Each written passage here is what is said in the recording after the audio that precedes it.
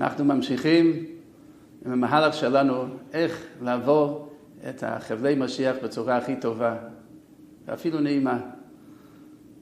אני רוצה להתחיל בנושא של ביטחון בהשם, ובעזרת השם בדרך זה אנחנו נגיע לכל מה שאנחנו צריכים להגיע.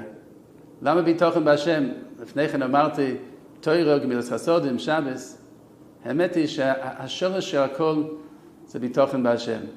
כי מי שבאמת חי בערנות כזו, שהוא שם לב לכל החסדים שהוא מקבל מהקדוש ברוך הוא, יום יום, גם גשמיים, גם רוחניים, נרחיב בזה מאוד בעזרת השם, יהיה לו מקום בלב שלו לדברים אחרים.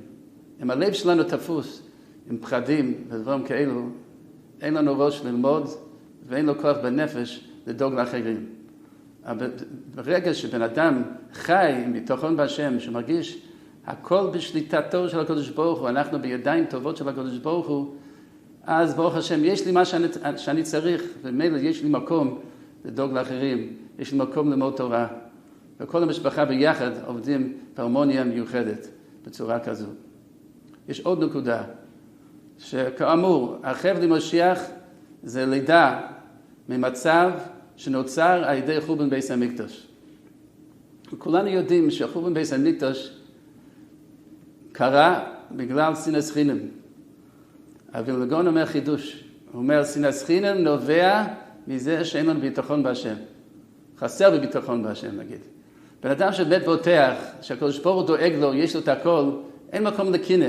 בן אדם מקנא את השני שיש לו יותר ממנו. למה? יש לי הכל, מה אכפת לי שיש לו משהו אחר? אפילו מישהו עושה לו דבר שכואב לו, לא נעים, הוא מבין שהכל מהקדוש ברוך הוא. כמובן, אפשר לעשות איזה הסדר ביניהם, לעשות שלום ביניכם, מצוין, אבל זה לא מגיע למקומות של ממש שנאה. אני יכול לוותר, אני יכול למחול, כי אני יודע שיש לי את הכל.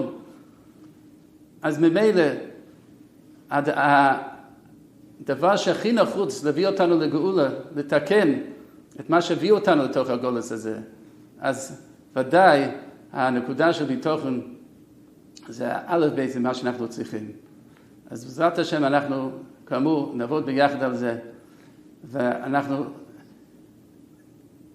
נרחיב, נחזק את ההתבוננות שלנו, הערכה של כל הטובות שיש לנו, יהיה לנו יותר הרגשה של שמח בחלקנו, בעזרת השם זה נבנה את הביטחון, יהיה כוח בלב לעשות חסדים, ללמוד תורה, ליהנות מהשבת, ולעבור את כל המצב הזה עם שמירה מיוחדת מהקדוש ברוך הוא.